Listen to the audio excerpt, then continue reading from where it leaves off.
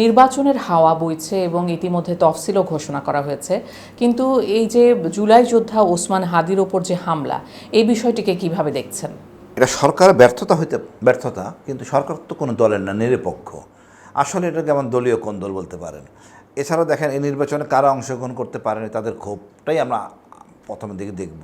এটা আওয়ামী লীগ আর 18 জোটে যারা আছেন জাতীয় পার্টি, এরা চাইবেন এই তরুণ প্রজন্মের এই বলিষ্ঠ কণ্ঠস্বর মুখ বন্ধ করে দিতে, যাতে অন্যরা মুখ বন্ধ হয়ে যায় ভয়ে।